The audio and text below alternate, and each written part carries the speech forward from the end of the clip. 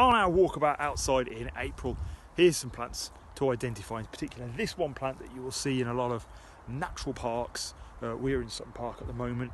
There's lots of native wild plants that are growing. One that's commonly seen at the moment and is in flowering colour is called Gorse, or Ilex europaeus. It's classed as a shrub because it produces woody growth. That means it produces annual rings every year that turn into wood. It's classed as a shrub because it has not got a trunk like a tree, but it produces multiple stems from the ground up. What's interesting is when you look at the flowers, is they're bright yellow and they look just like pea flowers because it is in the pea family. But when you look at the plant, you wouldn't think it is in the pea family. It's in flower fairly freely all year round. In particular, it comes around March and April, but there's an old saying that goes, if kissing goes out of fashion, gorse will stop flowering. So it's a very, very free flowering plant. But when you look really, really closely at it, it hasn't got pea-shaped leaves.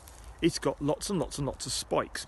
And those spikes put this plant in the Guinness Book of Records for having the smallest evergreen leaves, because those spines have worked out how to photosynthesize.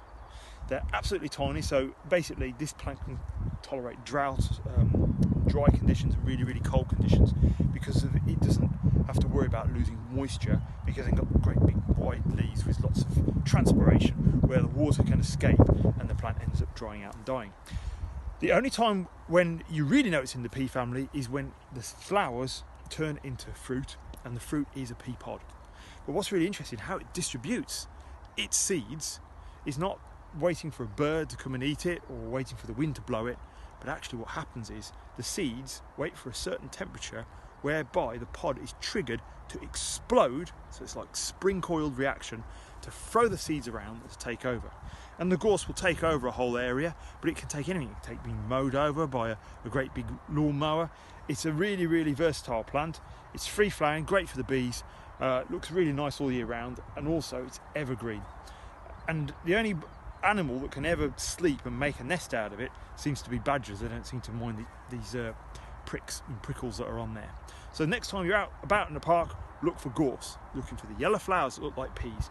You're looking that it's got woody growth, and you're also looking for the world's tiniest evergreen leaves, these tiny spines that not only protect the plant but also help it to photosynthesize, turning the sunlight into food.